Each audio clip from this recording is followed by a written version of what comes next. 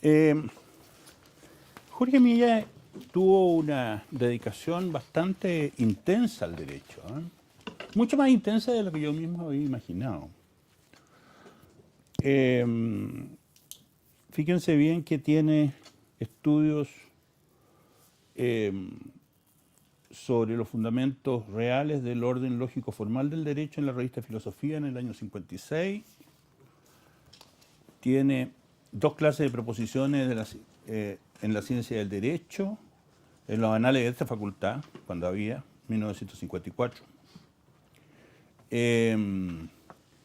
Bueno, tiene la filosofía del derecho, que es la que nos estamos refiriendo, que fue publicada por la Universitaria en el año 58, republicada, digamos, como a mimeógrafo, era un trabajo de mimeógrafo, y dieron los trajes, se los mostré en la sesión anterior.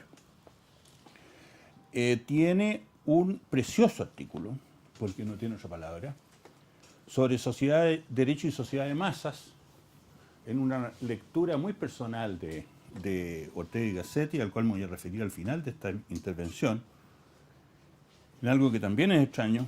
En las primeras jornadas sociales organizadas por el Departamento de Derecho, por el Seminario de Derecho Privado de la Facultad de Ciencias Jurídicas y Sociales de la Universidad de Chile en el año 64.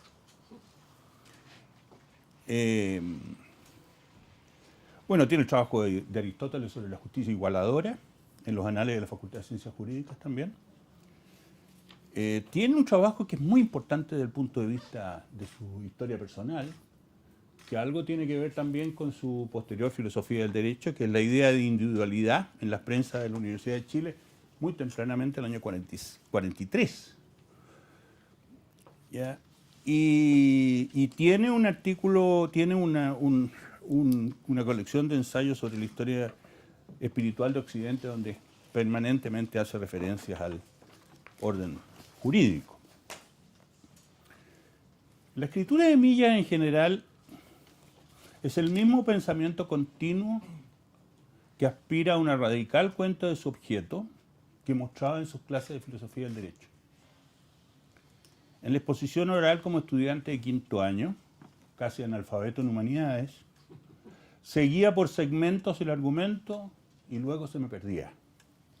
Pero quedaba maravillado cuando lo retomaba por la continuidad lógica de una reflexión que tenía algo profundamente personal.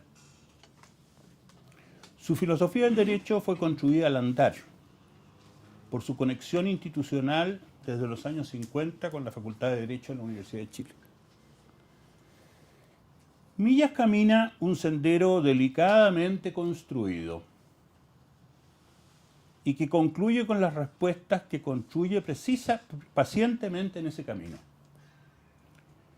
Su andar es pausado y sigue líneas rectas, casi sin interrupciones, de progresiva abstracción, buscando llevar al límite la reflexión sobre su objeto. Luego, con la misma racionalidad, prosigue la búsqueda de caminos distintos al que ha iniciado, que le parecen de la misma manera constitutivos de la esencia del derecho. Sin embargo, lo que a primera vista parecen caminos encontrados, como muestra Juan Coffier en su muy buen prólogo, el profesor de Valdivia, a la reedición de la filosofía del derecho con la Universidad Diego Portales, uno tiende a preguntarse cómo es posible que afirme la neutralidad valórica de la norma de derecho y concluya su estudio sobre filosofía del derecho con un impresionante capítulo de axiología jurídica. Puede que resulte indiscutible su intento de síntesis, pero no es incoherente, como intentaré mostrar en esta lección. Su mirada al derecho es desde la filosofía general, que expone o sintetiza, digamos, los ensayos reunidos en su idea de filosofía, particularmente. Siempre pensé, incluso después de ser alumno, cuando me dediqué a la academia, que el universo intelectual de Millas era más bien limitado, especialmente a la fenomenología, al idealismo alemán y al formalismo alemán. Pero su horizonte es realmente mucho más amplio. Es cierto que sus afirmaciones pertenecen a esa tradición, pero el marco intelectual en que se desenvuelve es muchísimo más amplio. En su filosofía general se hace cargo del empirismo y del pragmatismo anglosajón, pero se hace cargo con detalle. Su conversación con Peirce, William James y Dewey es muy intensa y les reconoce su valor del pragmatismo como directiva de la acción con completa admiración, pero rechaza que pueda ser un modelo de pensamiento filosófico. Uno tiende a ignorar que Jorge Millas tempranamente hizo un máster en filosofía en la Iowa State University, que le abrió las puertas que permanecían cerradas a los filósofos de su generación, que prácticamente ignoraban el pragmatismo. Es sintomático que en sus apuntes de filosofía del derecho se haga cargo de esta tradición intelectual tan potente desde, digo desde, no en, sino desde la primera mitad del siglo pasado. Un ejemplo fuerte de la diferenciación con que Millas piensa en su encuentro con lo que llama, comillas, la victoriosa teoría de Kelsen, se encuentra en la descripción que Kelsen hace de las estructuras esenciales del derecho sin recurrir a otros elementos que los estrictamente jurídicos. Para una mente como la de Jorge Millas, esto de reducir el objeto a aquello que estrictamente le pertenece, naturalmente, era un desafío formidable y encontró en Kelsen un modelo analítico que era muy correspondiente con su manera de pensar. En su opinión, la de Kelsen es la doctrina que más claramente pone de relieve los problemas lógicos y críticos, en el sentido kantiano, de la filosofía del derecho. Y piensa el derecho teniendo como marco de referencia esa teoría. Sin embargo, piensa que esa identificación estricta de lo jurídico no puede extenderse más allá, y esto fue la gran equivocación que yo tuve respecto a Millas, no puede extenderse más allá del campo estrictamente lógico, esto es, de la forma de pensar el derecho, y de la priori del derecho en el fondo, y de las peculiaridades de la norma y el sistema jurídico. Para Kelsen, lo relevante es conocer qué es el derecho y no para qué es el derecho. Sin embargo, dice Millas, al filósofo atañe no solo el conocimiento de lo que es, sino además de lo que debe ser. Casi le corresponde a él, por modo exclusivo, toda vez que la investigación racional del deber ser no tiene cabida en ninguna otra disciplina. Y adelanto un poco que algo que voy a tratar en la conclusión. En gran medida que Millas acoge el sistema formal de Kelsen, como lo voy a exponer enseguida. Sin embargo, su axiología jurídica es una axiología jurídica que no está dentro del derecho, sino que está fuera del derecho. Su axiología jurídica básicamente tiene que ver por el valor del derecho en sí, que no se transmite ni se comunica con el análisis lógico del derecho. En otras palabras, es una especie de metaaxiología, porque renegando de que la norma jurídica tenga un componente axiológico por las razones que vamos a ver, sin embargo piensa que el derecho no se puede pensar como sistema, como conjunto, sino axiológicamente. Piensa que esa identificación estricta... Perdón, Por eso para Millas la teoría pura del derecho no es una filosofía del derecho, sino una metodología del conocimiento, y lo dice expresamente. La teoría pura es un modelo que explica el complejo sistema de conceptos esenciales y a priori, vale decir, necesarios y universales, ¿no es cierto?, que constituyen la estructura universal del derecho y posibilitan lógicamente su existencia como ente ideal. Está claro que para Millas el derecho es un ente ideal, tiene un ser ideal. Por ejemplo, entre estos conceptos, validez. Sin el concepto de validez no se puede entender el derecho. Pero esto no significa que en esa condición del conocimiento, derecho agote su ser ideal. Esto es, el formalismo kelseniano es parte de una comprensión filosófica más diferenciada. Por cierto, Kelsen habría pensado que eso significa meterse en terrenos vedados al conocimiento. Su pensamiento es una mezcla que a todos en algún momento nos ha maravillado. Y a mí me sigue maravillando, ¿eh? De formalismo kantiano y del escepticismo del positivismo lógico, con el cual también debate Millas. Voy a leer de la historia de la filosofía, de la idea de filosofía, el primer tomo, del capítulo 3, la filosofía y los conceptos límites, deber ser y conocimiento. Ojo, deber ser y conocimiento. Ya el nombre es bastante sugestivo. Página 87.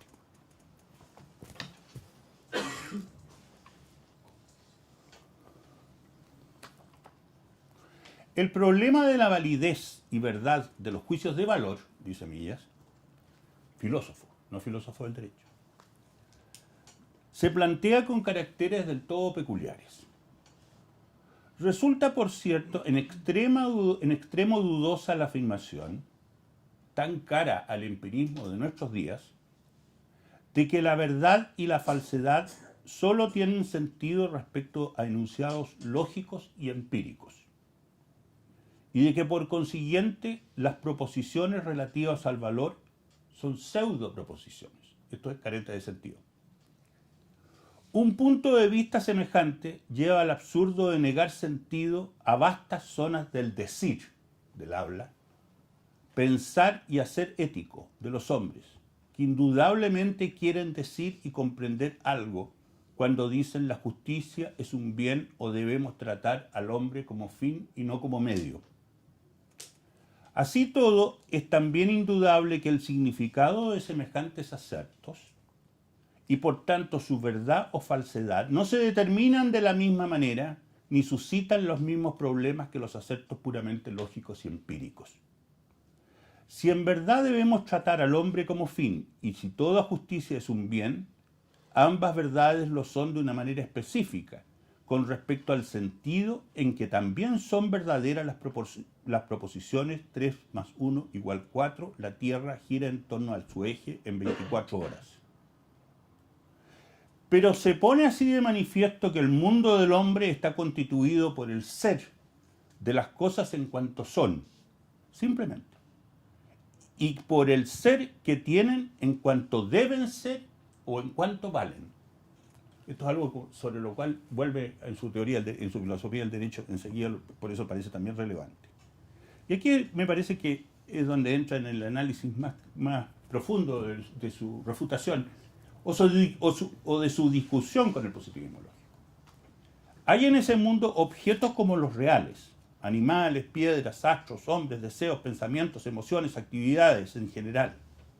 Objetos como los ideales, triángulos, esferas, número 1000, igualdad, velocidad. Y objetos como los valores, y aquí toma la fenomenología alemana básicamente. Justicia, belleza, verdad, lealtad, elegancia, tolerancia.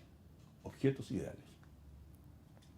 Y de igual manera, entre los objetos reales e ideales hay ciertas precisas relaciones que nos permiten servirnos de estos para el conocimiento de aquellos.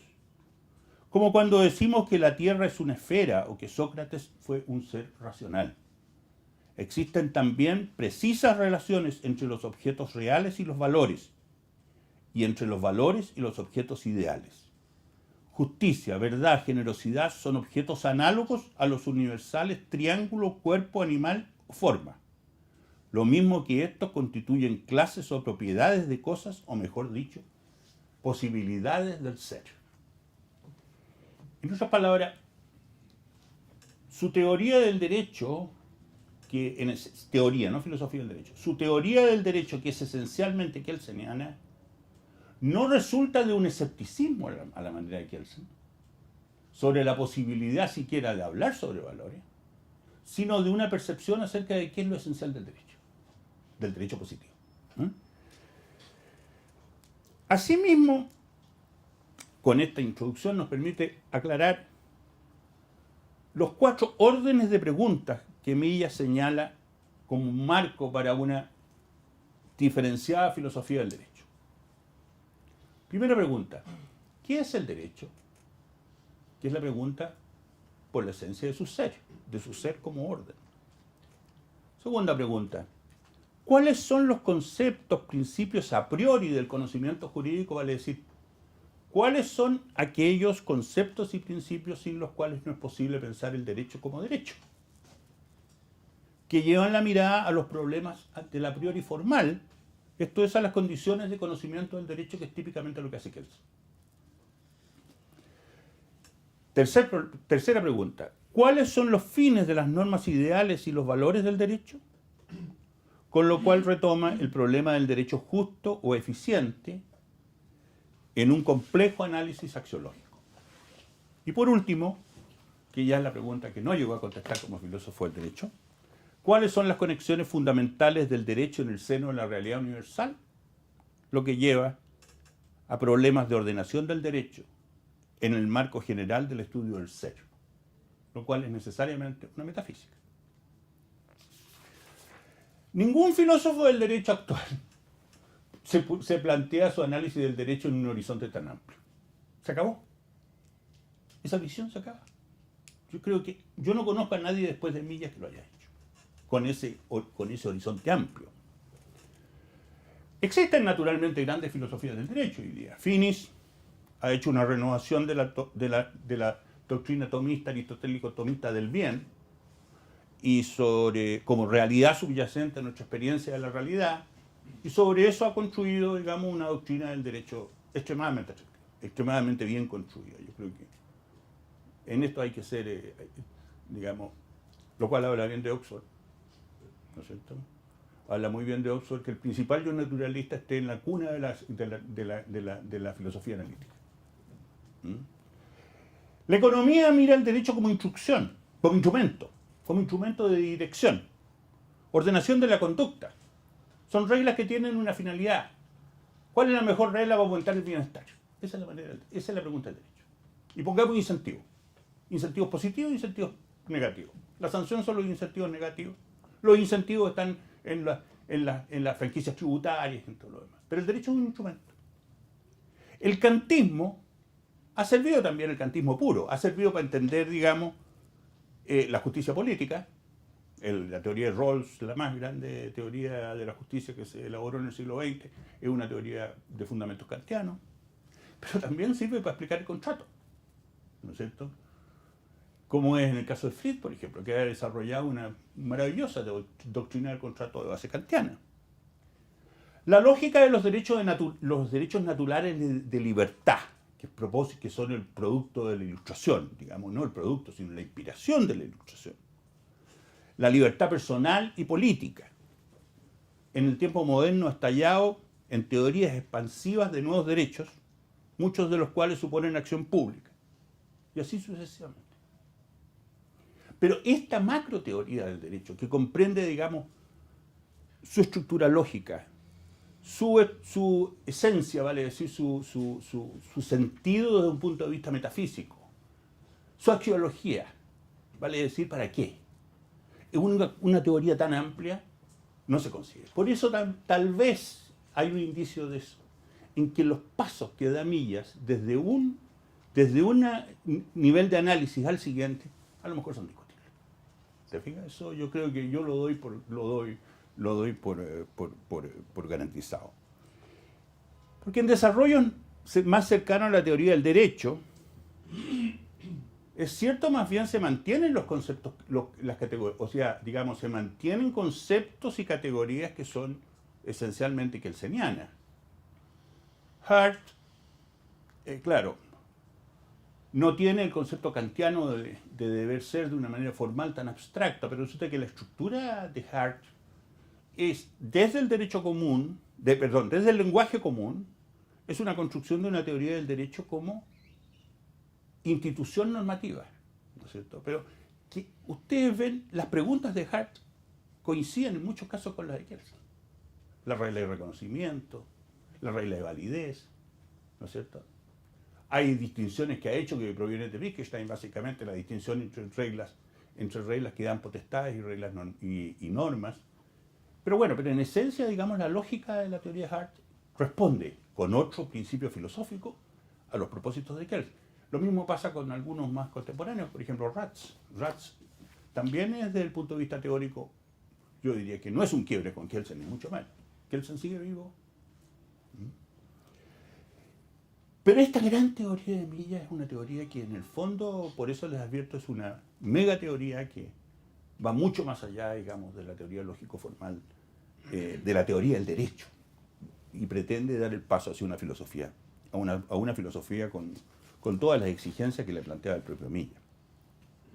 Las 4 preguntas de Millas sobre qué es el derecho, cuál es su estructura universalmente su estructura formal, cuáles son sus valores y su vinculación con la filosofía del ser, muestran su infinita curiosidad intelectual y su amplísimo horizonte de intereses, que lo lleva a plantearse preguntas muy distintas acerca de su objeto. Para Millas, el derecho es un área especial de la realidad a la que se aplica una idea ambiciosa de filosofía. Su punto de partida es atender, es cierto, el a priori lógico formal del derecho. Y su contrapunto permanente, como he señalado, es Kelsen, que naturalmente no me cabe ninguna duda, y las conversaciones que había en el departamento, en el seminario de Derecho Penal, frecuentemente con Millas en la época en que yo partí como ayudante, se mostraba, digamos, de que lo que más, yo creo que más como teoría objetiva del derecho, lo que le fascinaba a Millas de Kelsen era su belleza, su simplicidad. Esa es una impresión que probablemente la he reconstruido desde entonces. No hay noticia de que Millas haya alcanzado a conocer a Hart. ¿No? En verdad, no conoció a Hart. No conoció a Hart. La obra de Millas en Derecho es básicamente anterior al año 60. La obra de Hart, como dije el lunes pasado, es del año 61. A Chile llegó el artículo. La primera noticia que tengo es un seminario que organizé a la vuelta de mi doctorado en el año 79, en que leímos Hart. Pero Hart no se leyó en Chile hasta los 80, esa es la verdad. Es dudoso que lo hubiera remecido. Estuve pensando y dije, ¿qué habría dicho Millas si hubiese leído Hart? Yo creo que rápidamente lo habría metido dentro de las coordenadas de la filosofía general, de la filosofía del lenguaje, básicamente. Hart tiene como modelo analítico precisamente la filosofía del lenguaje, incluido indirectamente el tardío Wittgenstein. Wittgenstein no alcanzó a publicar. Ustedes saben que Wittgenstein, las investigaciones filosóficas de Wittgenstein fueron un gran rumor en el mundo intelectual anglosajón y alemán antes de la muerte de Wittgenstein, pero las investigaciones filosóficas se publicaron solo una vez que murió Wittgenstein. Por lo tanto, todo lo que Hart tiene de Wittgenstein es de oídas. Su orientación analítica hacia la actuación institucional del derecho en Hart tiene que ver con un análisis de la conducta, es un análisis empirista, digamos, lo fantástico que hay en Kelsen y en Hart es que uno no puede ser más alemán y el otro no puede ser más británico, ¿no es cierto? Es la gran tradición empirista inglesa, digamos, la de Hart, y la tradición lógico-formal, idealista alemana en Kelsen, ¿no?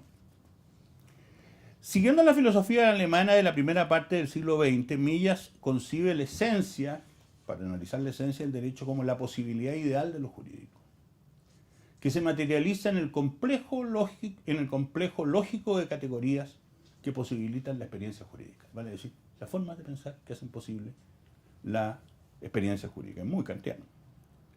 ¿Cuáles son estas categorías? Y aquí es donde entra lo que a mí me ha parecido de esta relectura, la parte más interesante y fascinante de la doctrina de Millas. ¿Cuáles son estas categorías? En la medida que el derecho está compuesto por normas de convivencia, prescritas por la autoridad pública, siguiendo a Kelsen, Su comprensión supone hacer inteligible lo normativo. ¿Vale? ¿Qué es lo normativo? Ese es el concepto más general. El derecho pertenece, es un área de conocimiento, una realidad que pertenece a un área más general que es la de la normatividad. Y porque a su vez lo normativo tiene su sede en el lenguaje, aquí se inicia un largo discernimiento sobre el lenguaje normativo, que es el que hace, en el corazón de su filosofía del derecho está un discernimiento sobre el lenguaje normativo. Luego de distinguir diversas estructuras verbales, concluye que la especificidad de la normatividad reside negativamente en no ser un juicio sobre lo que es. Yo no he logrado meterme mucho en ese tema porque más adelante ustedes lo van a ver. Él trata la normatividad como una forma de ser también, pero eso tiene una derivada que me gustaría, no sé si alguna vez la voy a resolver, no sé si alguna vez voy a volver sobre una cosa, esa es la verdad.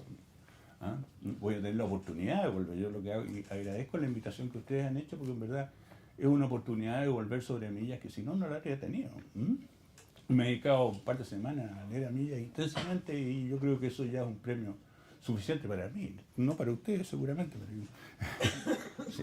Entonces lo esencial es entender la normatividad como fenómeno, como, digamos, como realidad, como categoría en el fondo, al final, la normatividad. Y porque a su vez lo normativo tiene su sede en el lenguaje, aquí inicia, como digo, un largo análisis del lenguaje normativo. Luego de distinguir diversas estructuras verbales, concluye que la especificidad reside negativamente en no ser un juicio acerca de lo que es. Porque el juicio normativo no puede ser verdadero o falso, lo cual lo aleja naturalmente del concepto aristotélico del bien, en que la realidad y el valor son inseparables. Así carece de sentido decir que es verdadero que el juez no debe fallar en ultra petita. Estamos hablando de la norma y no de la proposición que se refiere a la norma. Claro que uno puede hacer una proposición sobre la norma que dice el juez no puede fallar en ultra petita. Pero la norma propiamente tal no es verdadera ni falsa, es simplemente norma. La manera como Millas razona acerca de la normatividad se muestra muy bien en su reflexión acerca de la distinción entre ser y deber ser. En su filosofía del derecho, en esta edición, página 123, entiende que el ser y el deber ser no pueden ser calificadas como categorías desconectadas. Cuestión que naturalmente habría causado un tiritón a Kant y para qué decir a Kelsen, ¿no?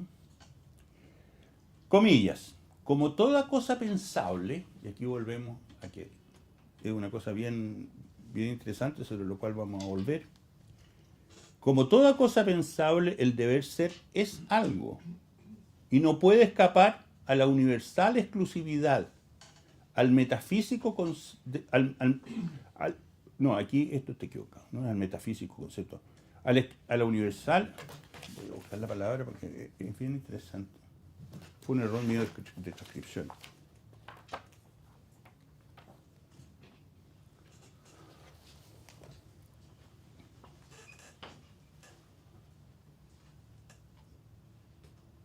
No, es mucho, imagínense.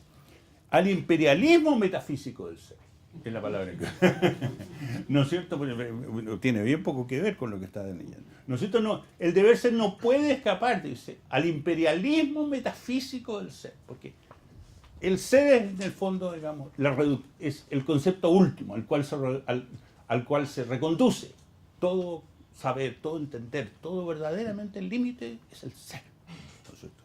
Ustedes comprenderán que es el gran tema de la filosofía del siglo XX, ¿no es cierto?, con Heidegger particularmente, y la crítica a esa percepción, a ese concepto, ¿no? Concepto del ser. Sin embargo, subsiste siempre la inequívoca diferencia de sentido que hay entre los enunciados relativos al ser y los que expresan una exigencia normativa. Por otra parte, comillas, la categoría del deber ser corresponde, y aquí es donde entra una distinción, a la serie de distinciones que son muy importantes. Para hacer, yo diría, para explicar kelsenianamente el derecho en gran medida. La categoría del deber ser corresponde a varios tipos varios tipos de significación de las proposiciones normativas.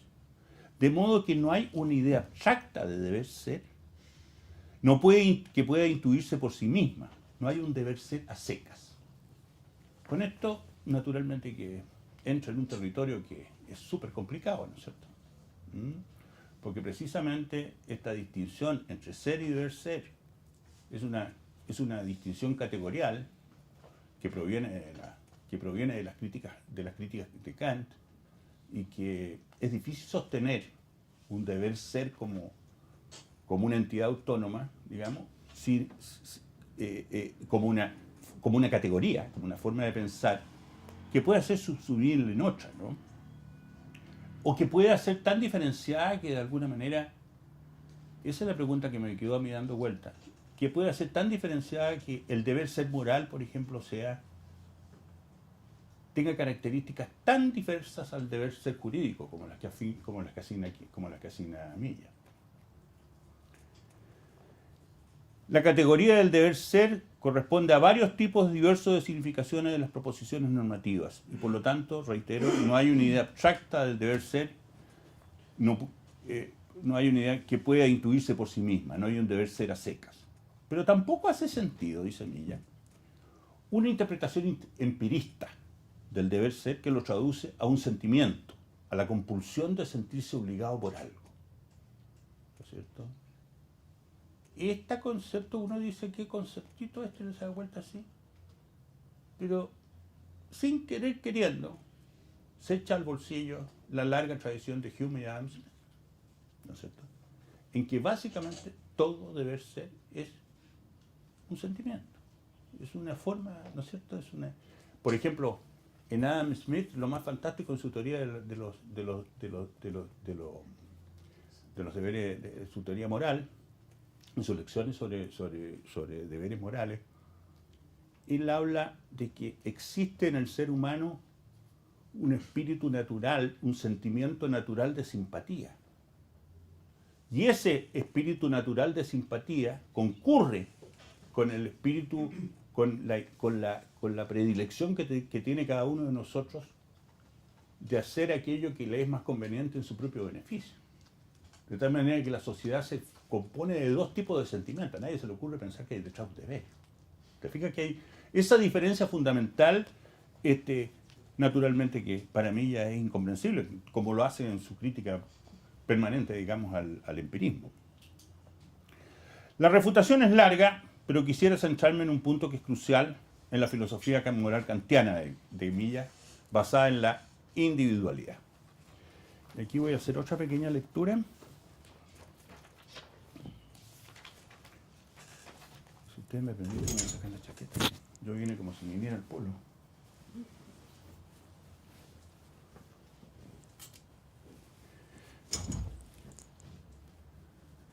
Me voy a perder. Sí. Al revés de lo que pretenden los empiristas, frente al deber ser, fíjense que interesante como discurre, porque llama empirista, pero resulta que aquí está pensando en Hume, está pensando en Adam Smith, está pensando en toda esa tradición, ¿no? Al revés de lo que pretenden los empiristas frente al deber ser, no experimentamos jamás un sentimiento de hallarnos privados de libertad.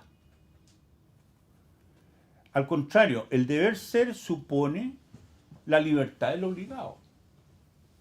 La norma debes hacer el bien a tus semejantes se limita a expresar el valor que objetivamente se ve en ciertas formas de conducta que llamamos hacer el bien.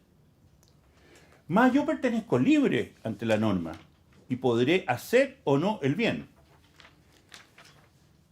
aún en el caso que me sienta éticamente obligado por su mandato. Más aún, solo en cuanto soy libre puedo reconocer deberes.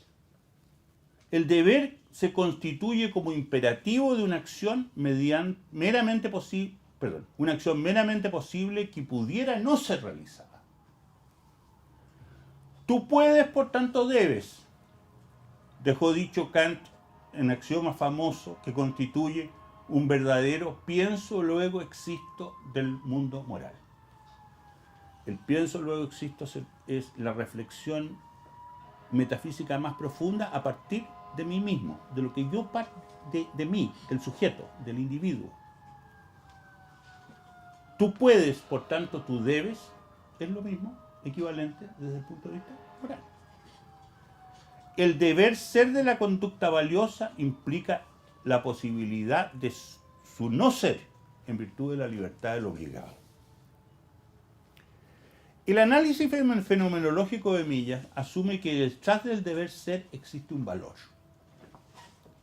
Así, la distinción entre normas de distintos tipos, prácticas, de trato social, morales, corresponden a distintos tipos de valores en la vida social que pueden diferir según los distintos tipos de normas.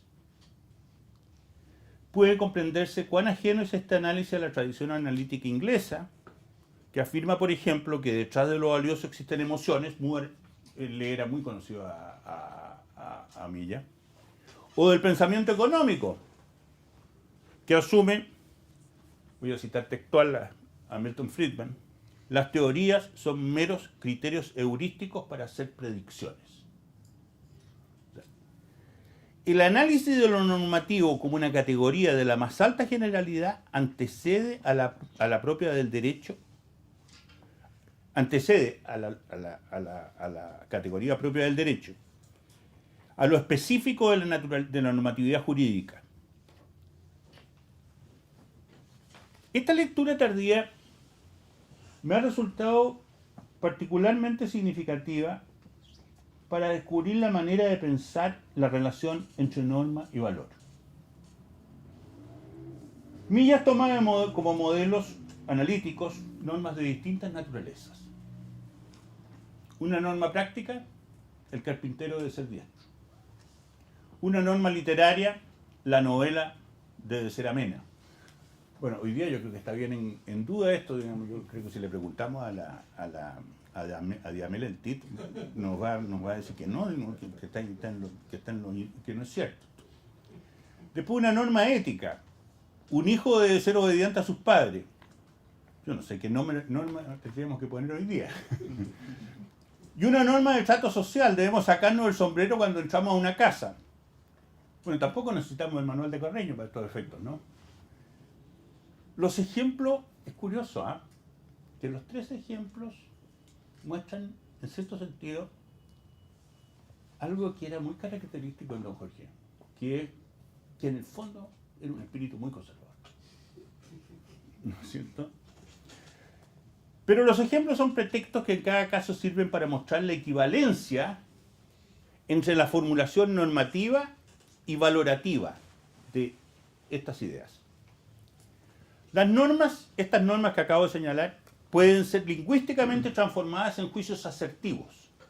Dice, solo el carpintero diestro es un buen carpintero, solo la novela amena es una buena novela, solo el hijo obediente es un buen hijo, solo quien saca el sombrero actúa correctamente. La equivalencia entre la formación normativa y la asertiva valorativa muestra que en todos los casos el deber ser, y esta es la diferencia que hace, que en todos los casos el deber ser lleva implícito un juicio de valor, que supone apreciar, estimar, preferir, ¿no es cierto?, optar. Y luego se pregunta, ¿pero es necesario que así sea? Y aquí, con esa pregunta, empieza el análisis de la norma jurídica, de lo que es el derecho. ¿Envuelven las normas una necesidad estimativa?, se pregunta Millas. Y sus preguntas son dos. ¿Hasta qué punto la prescripción de un valor puede ser intuida en la norma? Vale decir, de la norma se intuye el valor. Y la segunda pregunta, ¿hasta qué punto desaparece la normatividad y por tanto la esencia de la prescripción se altera cuando se elimina la exigencia axiológica? Su argumento es que la norma de derecho, y en esto sigue estructuralmente la tradición positivista, no envuelve un juicio estimativo. ¿Y cómo lo hace? Prefiero leérselo.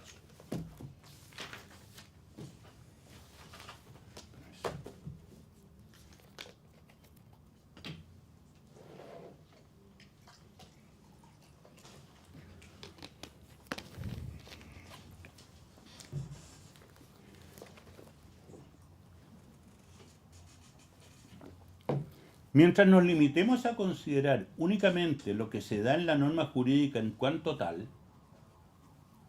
no podemos decir que intuyamos en ella ninguna exigencia ideal de preferencia, ninguna forzosidad estimativa. Tampoco podemos decir que su carácter prescriptivo se altere o se extinga al prescindir del aspecto valorativo. Mientras nos mantengamos dentro de la significación estrictamente jurídica de la norma, será inútil que apuremos su sentido para que salga de él una exigencia de valoración.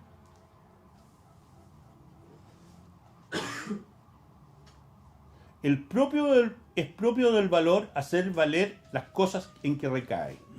Y este valer lo expresa el juicio normativo de valor, el juicio ético, por ejemplo, declarando la forzosidad de que el valor sea preferido o estimado. Así la proposición, para volver al ejemplo antiguo, una novela debe ser amena, equivale a que solo una novela amena puede ser una buena novela. Y esta proposición implica una preferencia, estimar, preferir, aquilatar la bondad literaria. ¿Es este el caso de la norma jurídica? No, evidentemente, dice. El sentido de la norma jurídica en cuanto jurídica, se agota en esta formulación. No hacemos sino concluir con el acepto principal de la teoría de Kelsen, con esa afirmación de que acaba de hacer, no hacemos sino concluir con el acepto principal de la doctrina de Kelsen, esto es, que la norma jurídica es solo imputación de una consecuencia a un antecedente.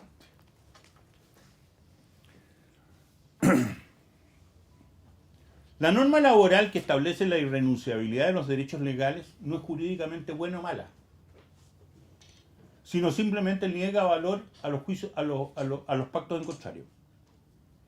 Incluso para valorar la norma del derecho penal que prohíbe el asesinato, sería imposible. Es valóricamente aséptica. El ejemplo es del propio Millán. Porque la norma de derecho penal no declara malo quitar la vida al prójimo, sino se agota en el juicio hipotético normativo, pero valorativamente neutra, de que si alguien mata a otro, entonces el juez le debe aplicar una pena. Y así, el paso siguiente es decir que la norma jurídica tiene una virtud constitutiva del valor negativo de la conducta que la norma sanciona. En otras palabras, si hay un juicio de valor en la norma jurídica, es constitutivo de la propia norma y no derivado de otro criterio. La norma es un criterio para juzgar la conducta, pero la propia norma no pasa el juicio correspondiente. ¿No es cierto? La doctrina filosófico-formal de la norma jurídica y del sistema jurídico es esencialmente kelseniana. Tiene una serie de variaciones. Este texto, les digo, en esta versión, entre la página 139 y cuando comienza la axiología, propiamente en la página 203, son 60 páginas espléndidas de teoría del derecho. Eso es teoría pura del derecho. En el fondo son reflexiones sobre Kelsen, básicamente de Kelsen, pero con un enfoque fenomenológico que tiende a pensar desde la intuición, ¿no?, de lo que es los caracteres esenciales del derecho. Se transforma, digamos, en cierto sentido, la mirada de Kelsen, pero es básicamente la estructura de Kelsen. Casi anticipa la segunda división de la teoría pura. La doctrina filosófico-formal de la norma jurídica y el sistema jurídico es esencialmente kelseniano. Mientras la norma ética dice, comillas, nos compele a hacer algo porque es bueno y la urbanidad porque es correcto, la norma de derecho nos compele a hacer algo con toda independencia de su valor. Pero sin embargo discute la idea de Kelsen, y esto es un punto interesante, más bien de pasada, discute la idea de Kelsen de que el derecho sea una técnica social.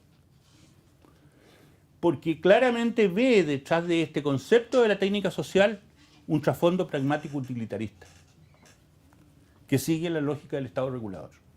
Ese fue por lo demás el tema de mi memoria de prueba en esta escuela. De qué manera, digamos, en el fondo, cuál era la filosofía política que existía detrás de la lógica formal de Kelsen. Una pretensión, imagínense.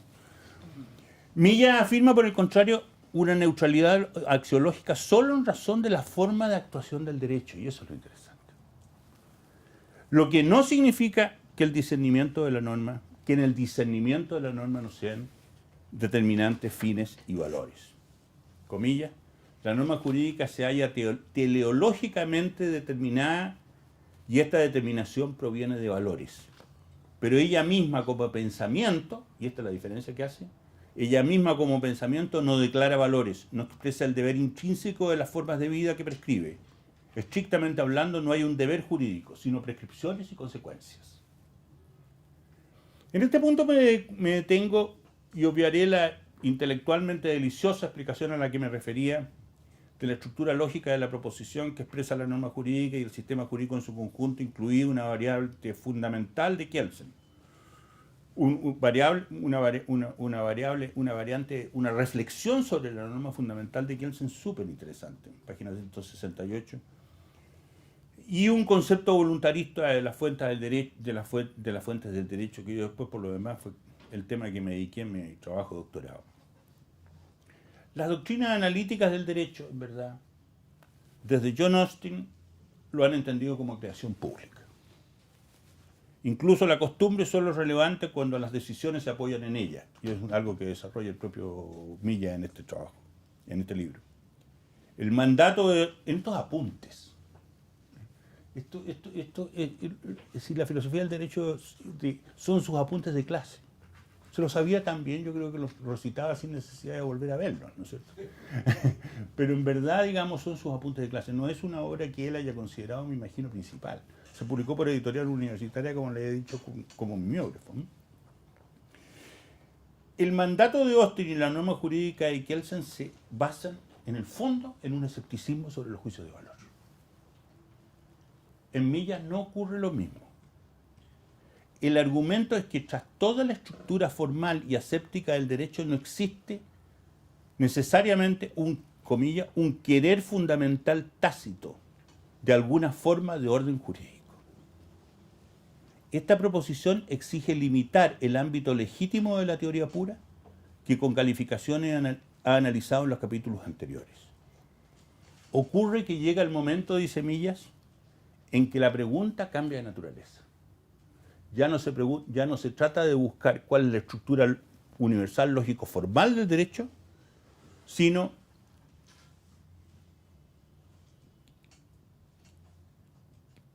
que reconociendo que el poder es elemento esencial del derecho y el derecho supone coacción, se plantea la pregunta por la obligatoriedad del derecho. Y es ahí donde Millas introduce su axiología. Tanto es así que Jaime Williams, por ejemplo, profesor de esta facultad, discípulo de Jorge Iván Gimner en la tradición naturalista clásica, católica, ubica a Millas, digamos, como cuando hace un análisis de la filosofía del derecho en Chile, una reseña que hizo hace muchos años atrás, cuando era ayudante, lo ubica a Millas, digamos, como la axiología jurídica. O sea, se ignora todo lo que hemos hablado hasta ahora. Pone su atención precisamente en el punto, en este enfoque, digamos, del derecho como una realidad axiológica.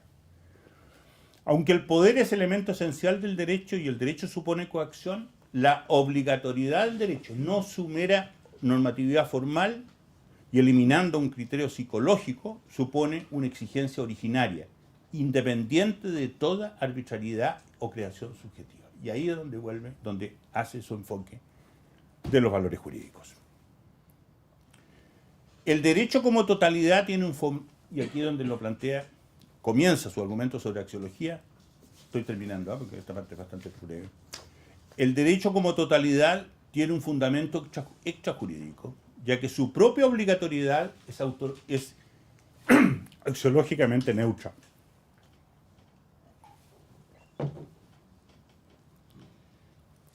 O sea, lo que él se plantea en el fondo, fíjense bien que es algo que yo les quiero decir que a este punto yo nunca había llegado en la filosofía del derecho mía. Él distingue la neutralidad de la proposición jurídica con esta relación hipotética, sanción, o sea, digamos, hecho ilícito, sanción. Él invierte un poco los nombres, igual como lo hace después Hart, considera que no se debe ser tan despreciativo de la primera parte, de la primera ecuación. Si tal cosa, yo debo hacer tal cosa, si no hago tal cosa, tengo la sanción.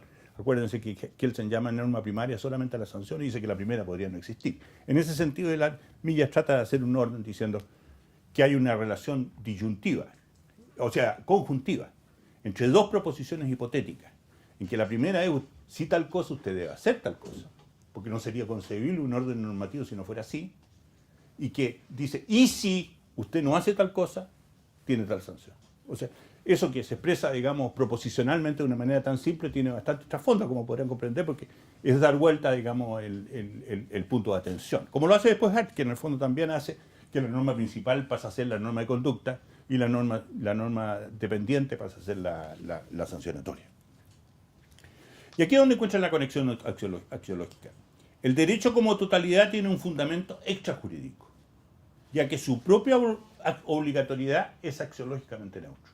Si uno mira el derecho como derecho, puro, estructura básica, ¿cuál es la estructura universal? Olvidémonos de todo lo occidental, de todo lo histórico, etcétera, etcétera. ¿Cuál es lo puramente jurídico? Que él se dio con la respuesta.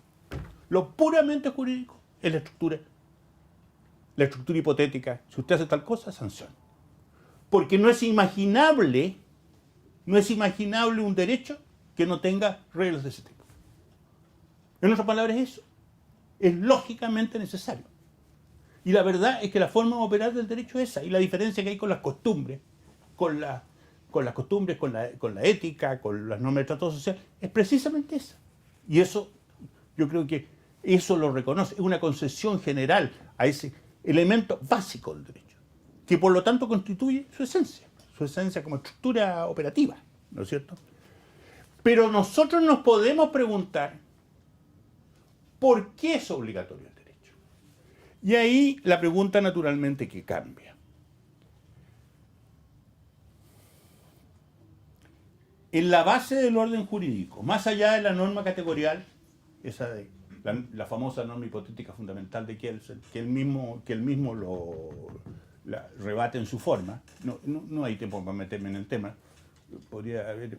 podríamos analizar todas las variaciones que hace Millas respecto de Kelsen en numerosos puntos, partiendo por la norma fundamental. En la base del orden jurídico, más allá de la norma categorial, como la llama él, para decir que es un supuesto lógico y eso es todo, que es todavía jurídica, aparece la norma extrajurídica. Es bueno respetar el derecho, o también el derecho es un valor. ¿Y por qué es un valor? En otras palabras, existe derecho porque es valioso tenerlo. Pero hay muchas respuestas a ese respecto. Hobbes es el primero. Locke da otra. Kant da otra. Rawls da otra. Estamos hablando de los modernos. Todos han dado respuestas más o menos diferentes. Ello se explica, en opinión de Millas, no hace referencia a esta justificación de Hobbes, de Locke, de Kant o de Rawls, se explica por la plasticidad axiológica del derecho. Porque su estructura formal es tan pura, pero al mismo tiempo tan versátil, que hace, digamos, que sea axiológicamente muy diferenciado, plástico, ¿vale? Es decir, puede cumplir distintos fines. Desde luego contribuye a la justicia, a la paz, al orden. Pero estos son bienes y valores, dice él, que se pueden conseguir por otros medios. Se pueden conseguir básicamente con las costumbres. Se pueden conseguir, probablemente están un poco optimista a este respecto, ¿no? Pero se pueden conseguir por otros medios. Lo específico, y aquí donde vuelve de nuevo a dónde está la esencia. ¿Qué es lo que hace al derecho diferente en el terreno axiológico?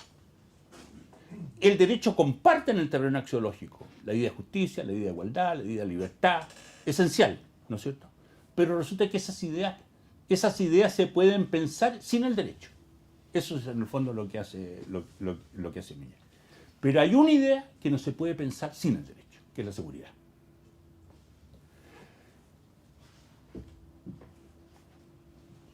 Entiende por seguridad jurídica la situación peculiar del individuo como sujeto activo y pasivo de relaciones sociales, cuando estas relaciones se hallan previstas y aquí es donde viene la finalidad de seguridad del derecho, se hayan previstas por un estatuto objetivo, conocido y generalmente observado. El hecho de vivir en una sociedad que tenemos reglas, que son generalmente observadas, que están cauteladas por la autoridad pública, es un bien que no puede dar ningún otro ordenamiento. Y es el bien que solo da el derecho. Y en ese bien, por tanto, considera que radica la especificidad funcional del derecho. Página 226. No temas, ya estoy terminando.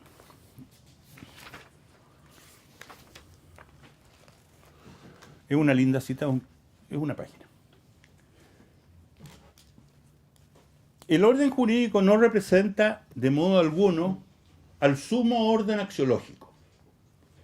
Al contrario, solo a expensas de ciertos valores puede en determinados casos existir el derecho, cuya esencia consiste en supeditar todo bien a la seguridad, la santidad, la belleza, la verdad y hasta la propia justicia. ¿Mas cómo es esto posible?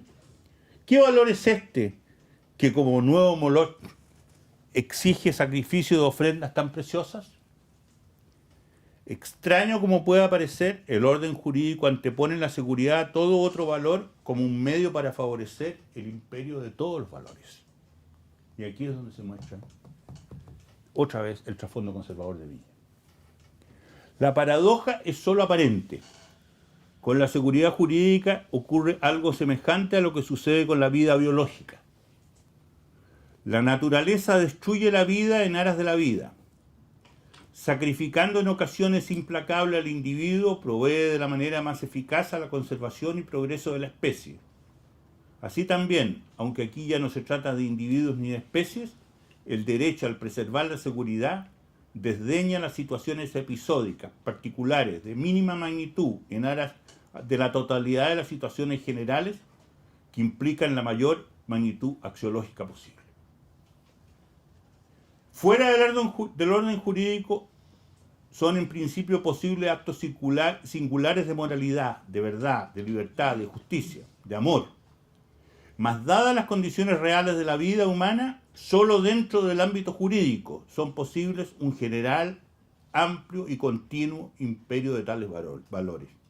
Y así, tolerando en tal o cual caso lo injusto, aceptando aquí y allá particulares menoscabos de la libertad, admitiendo circunstancialmente incluso la violencia, puede el derecho imponer la seguridad y con ello el ámbito propiciatorio de una más universal y perdurable justicia, libertad o paz. Curioso, pero la lectura de esto, yo no sé si a ustedes les produce el mismo efecto, tiene algo joyciano, ¿no es cierto? Lo dejo simplemente como inquietud. Quisiera concluir con una cita de Milla que no tiene nada de jurídico, pero que lo demuestra, en mi opinión, en su más profundo ser.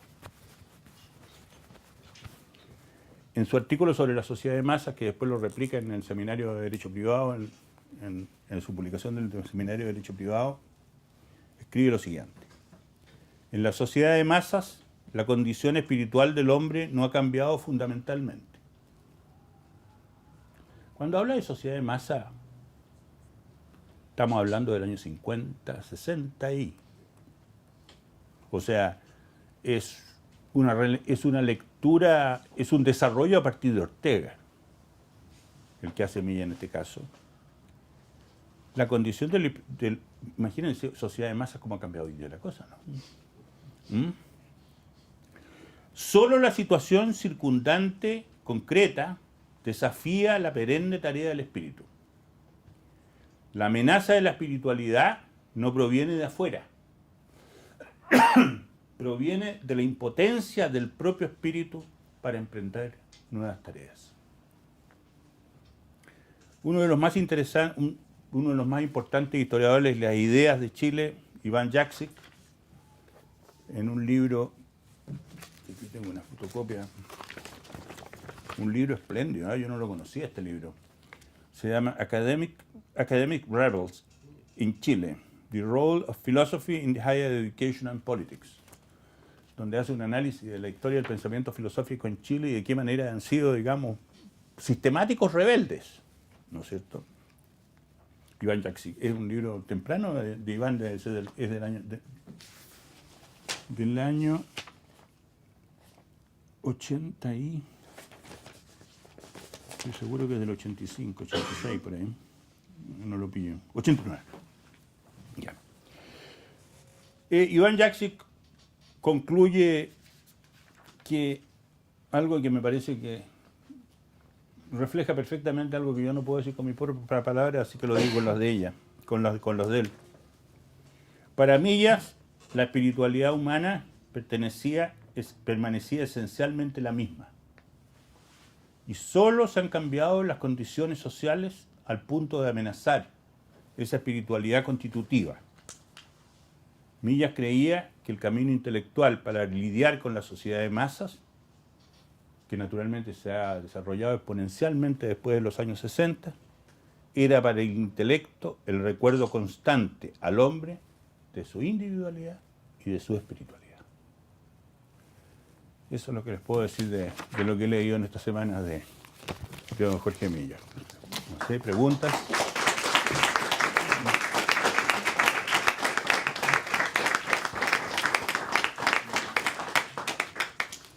Lamentablemente no hay fotos, muchas fotos de don Jorge. ¿Comentarios, preguntas? Jorge Millas era un hombre muy solitario, ¿eh? Una última solitaria. Les voy a decir que yo no recuerdo exactamente qué año murió, 83, 82, un poco después del 80. Ustedes saben que el 80 hizo un famoso discurso en el Teatro Caupolicán, habló antes de Frey en una manifestación para contra la Constitución que se iba a plebiscitar en el año 80. Bueno, yo lo vi un par de veces después, pero de repente supe que había tenido una embolía, un fuerte ataque cerebral. Y me acuerdo que con Arturo Fontaine fuimos para decirle si tenía algunos artículos. Yo sabía que estaba en una precarísima situación económica. Vivía en una calle Agustín Edwards, creo que se llama, allá en La Reina. Una casa bonita, pero mal tenía, solo, muy solo, muy solo. Dijo, me cayó un rayo. Me cambió la vida, dijo. Y cuando nos estábamos despidiendo, dijo, ustedes que creen, recen por mí. Es curioso porque eso demuestra lo que era Millas. Para Millas no hay fe ni ateísmo. Está siempre que todo es posible. ¿Me entiendes?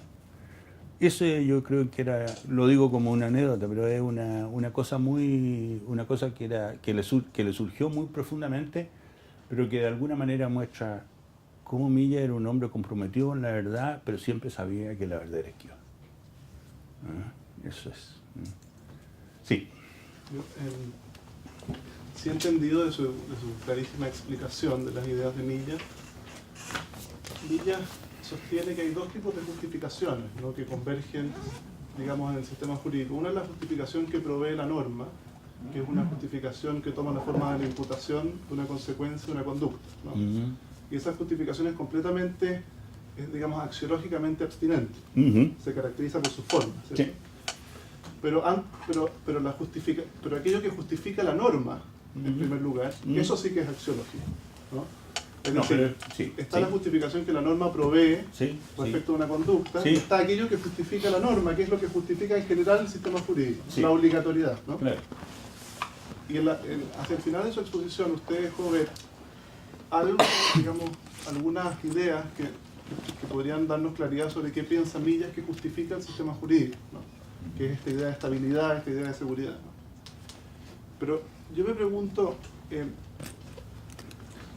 después de todo, esa visión sobre lo que justifica el sistema jurídico es una visión comprensiva, ¿no? Es una visión axiológicamente enriquecida. Yo puedo tener una visión distinta, no hobbesiana, sobre cuál es la razón que justifica. Entonces mi pregunta es la siguiente. ¿Cree usted que, dado que la teoría del derecho después de todo es la justificación de la coacción estatal, ¿no? Y eso quiere decir que la teoría del derecho la justificación de la teoría del derecho debe apelar a un consenso bastante unánime entre sus destinatarios, ¿no? Porque está justificando algo que es un hecho de violencia, ¿no? Que es la coacción del Estado, ¿no? Algo que va a restar mucha libertad a esos destinatarios. Entonces la justificación, dado que les va a restar absoluta libertad a los destinatarios, tiene que ser unánime, tiene que apelar a todos sus destinatarios, ¿no? Tiene que ser legítima en ese sentido, ¿no? Entonces yo me pregunto si una teoría como la de Millas es democráticamente viable, ¿no? Siendo que el requisito para poder justificar el sistema jurídico es convencer a todos los destinatarios de un pequeño consenso sobre cuál es la virtud, digamos, cuál es el valor que ese sistema jurídico abriga, ¿no? Yo creo que Millas tiene una visión demasiado comprensiva sobre la justificación del sistema jurídico, la primera forma de justificación, que es bastante inviable en una sociedad plural como la nuestra. No sé qué piensa usted al respecto. A ver, claro, son preguntas que uno se plantea que yo creo que Millas no se las planteó así, ¿eh? En teoría política él yo creo que tiene poco escrito de teoría política propiamente tiene Millas, ¿no? Ahora, respecto a la justificación de la norma de derecho, ojo, no se plantea el tema de la justificación de la norma de derecho. Dice que el tema de la justificación es un tema de la norma, es un problema que queda fuera de la norma. O sea, que pueden haber razones por las cuales se impuso la norma, pero que esas razones no pertenecen a la norma. La pregunta que a mí me surge ahí es más bien, digamos, en el lenguaje de Millas, que la norma se reduciría a su contenido proposicional. Esa es mi tesis, lo que yo discuto básicamente de la tradición analítica en mi propia tesis de doctorado, que nunca más he leído. Pero que era precisamente eso, que el contenido proposicional de la norma no la agota, digamos. Y que en cierto sentido detrás de las normas existen formas de vida, que también son, por ejemplo, prácticas judiciales y todo eso. Pero en el sentido que Millas hablaba de la norma no tiene justificación. La norma, la única justificación que tiene son los criterios de validación dentro del sistema y punto. ¿Estamos? O sea, internamente en el derecho no hay justificación. No hay problema de justificación. Uno puede hacer, y es la manera como él critica al realismo. El realismo dice, mire, resulta que se pone en la mente antes de la norma, pero la norma una vez que está ahí, digamos, es un ente ideal, te fijas tú, que no tiene justificación. Distinto es el problema que se plantea hacia el final, que se pregunta, ¿tiene justificación el derecho como derecho? Y al hablar de derecho como derecho, en el fondo habla del derecho como institución, y de nuevo estamos hablando intemporalmente, en términos universales. Y al hablar intemporalmente está hablando del derecho de los griegos, de los romanos, de los partos y de los cristianos y de los hebreos, te fijas tú. O sea, de alguna manera la pregunta por la justificación democrática de la norma no se la plantea. Lo que se plantea es otra cosa. La pregunta que él verdaderamente se plantea es ¿por qué existe el derecho? Y digamos, ¿por qué obliga el derecho? Uno puede buscar justificaciones a la obligatoriedad del derecho que están en los bienes que el derecho trae consigo. No se plantea el problema de cómo se generó el derecho. ¿Te fijas? Habla de la Constitución, y habla de la Constitución democrática, digamos, cuando habla de la norma fundamental. Se pregunta de por qué vale la Constitución y asume que existe una Constitución, pero no más que eso. No sé si me entiendes la pregunta. La pregunta es mucho más universal. ¿Te fijas? Claro. Sí. Bueno, yo quería hacerle una pregunta a don Enrique que me quedó de la sesión pasada, que puede ser en gran parte de contexto. Atendía la época en que Millas escribió sus textos y debatía acerca de lo jurídico. Me gustaría saber si alguna vez dialogó con aquella intuición según la cual el derecho no es más que la violencia organizada de las clases dominantes para ejercer poder y coacción sobre los dominados, que es una intuición marxista. No, él claramente en su filosofía general rebate a Marx. Lo rebate a Marx por materialista, por economicista, por determinista. ¿te fijas? Y en último término, porque desconoce el individuo. O sea, no te quepa duda, digamos, de que era profundamente, no marxista, porque no era anti nada, ¿te fijas tú? Pero era claramente, era profundamente no marxista. O sea, y por todas las razones que te digo. Ahora, en esas discusiones, yo creo que en el fondo, las discusiones, acuérdate que, mira, yo era la UP, ¿no? Las discusiones seminarias, yo antes no lo conocía, a mí yo lo vine a conocer, fui alumno de él y lo vine a conocer cuando estuve de ayudante de instrucción al derecho, cuando me gané un concurso, recién salí de la escuela. Pero ahí lo conocí, en verdad. Bueno, los temas que habían ahí eran muy violentos, y particularmente el tema de lo que pasaba en la universidad, ¿no? Él fue muy adverso a la reforma universitaria. Fue muy adverso a la reforma universitaria porque creía que la reforma universitaria lo que iba a traer como consecuencia era básicamente la instrumentalización de la academia. Ese era el problema de Milla, que la academia debía ser libre, y que la libertad, digamos, era una condición esencial, y por lo tanto la organización política de la universidad no podía ser la que proponía la reforma, porque eso significaba que de hecho, digamos, y con esto retomo un poco el tema que planteaba Tomás, y que con eso en el fondo la universidad pasaba a ser instrumental, ¿te fijas? Y que todos de alguna manera teníamos que seguir un determinado rumbo de lo políticamente correcto, ¿te fijas? Y tan lejos no estuvo lo que fue, porque estoy hablando de los escritos de Milla de comienzos de los 60, ¿no? O sea, de mediados de los 60. O sea, en ese sentido él fue, y por eso al final terminó recluido en Valdivia, donde, te fijas, esa fue la verdad, por la cual se fue a Valdivia, abandonó todo Chile, todo Santiago. Al principio iba a Valdivia a hacer clase una vez a la semana, que era un horror, pero resulta que iba una vez a la semana a hacer clase a Valdivia. En esa época, ¿no? Bueno, había avión a Valdivia, de ese 3 de andar. Sí, sí. Pero, como te digo, su posición frente al marxismo era clarísima en ese sentido, y en su idea, en su escrito, yo por lo menos el que he visto, el de idea de filosofía, es clarísima las razones que te acabo de señalar. Sí. ¿Algo más? Bueno, ha sido un agrado, pues. Muchas gracias. Y a los organizadores les tengo que agradecer porque verdaderamente, no sé, a esta altura uno tiene más libertades, de repente se toma ciertas más libertades. Hace 20 años no lo podría haber hecho, seguramente volverse de Milla. Pero me he dado el tiempo, y gracias también a los colaboradores en lo que hago profesionalmente, ¿no? Que puedo dar algún tiempo como para poder seguir, digamos, como para poder me da un gran gusto con Jorge Milla, y ha sido un reencuentro maravilloso. Muchas gracias.